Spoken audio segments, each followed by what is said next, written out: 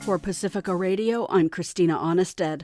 Florida residents have begun assessing and repairing damage from Hurricane Milton, which barreled across the state yesterday, killing at least 14 people, tearing homes to pieces, flooding streets, and spawning deadly tornadoes. 126 warnings were issued. Some 2.5 million Floridians still without power. Johannes Werner is the news director at WSLR, Pacifica Radio affiliate in Sarasota, Florida. Storm surge was forecasted at 15 feet. We did get between 4 and 8 feet. That was enough, however, to devastate for the second time our barrier islands here. They were completely flooded during Helene just a couple of weeks ago, and now they're flooded again. And that's going to leave a lasting mark on those communities on the islands. Search and rescue efforts are also underway for survivors trapped in floods. Catherine Carley reports. Homeland Security Secretary Alejandro Mayorkas says conspiracy theories about federal workers are hurting rescue and recovery efforts. We have seen people reticent, reluctant to access the relief to which they are entitled and which will help them because of the fear that false information has instilled in them. Online threats of violence and anti-Semitic posts directed at FEMA officials claim the government is seizing property and stealing donations. Mayorkas calls the situation demoralizing for those risking their lives to save others. I'm Catherine Carley for Pacifica Network and Public News Service. President Joe Biden had terse words again against former president and Republican presidential candidate Donald Trump for spreading disinformation about the hurricane response. Mr. President Trump, former President Trump, get a life, man. Help these people. Disinformation includes FEMA blocking exit routes and emergency aid capped at $750, though that's just the first payment. Trump campaigns in Colorado today, where he'll focus on immigration.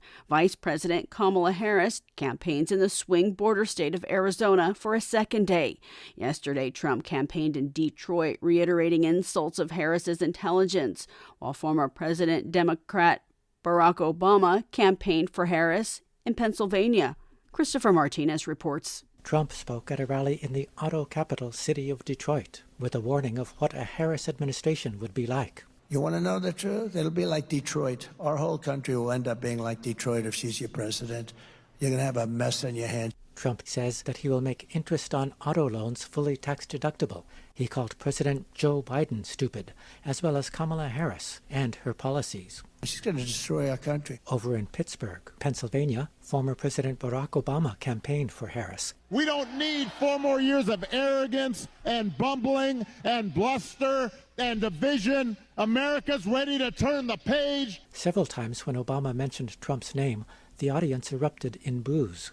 But each time, Obama stopped them. Do not boo. Vote. I'm Christopher Martinez. The United Nations peacekeeping force in southern Lebanon, made up of some 50 nations, says explosions hit its headquarters this morning, injuring 2 more peacekeepers, a day after Israeli forces struck the same position and forces fired on 2 other peacekeepers, injuring them.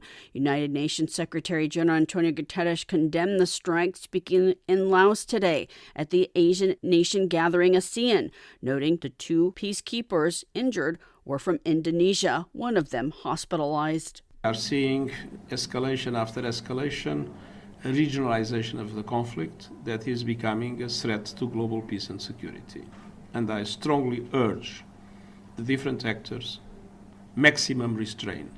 Undocumented immigrants brought to the U.S. as children were among more than 200 protesters who gathered outside a federal courthouse in New Orleans Thursday, where appellate judges heard arguments over a policy shielding them from deportation. At stake in the case that a panel of the Fifth Circuit Court of Appeals heard is the future of hundreds of thousands of immigrants who have long established lives in the U.S. The policy called DACA, the Deferred Action for Childhood Arrivals program. Texas and 8 other Republican-led states are challenging the policy. The Biden administration is defending it.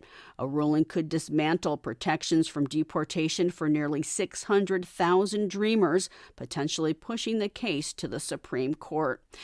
The Nobel Peace Prize was awarded to a Japanese organization founded by survivors of the atomic bombings of Hiroshima and Nagasaki for its activism against nuclear weapons. This grassroots movement of atomic bomb survivors from Hiroshima and Nagasaki, also known as Hibakusha, is receiving the Peace Prize for its efforts to achieve a world free of nuclear weapons, and for demonstrating through witness testimony that nuclear weapons must never be used again. I'm Christina Onnested reporting for Pacifica Radio.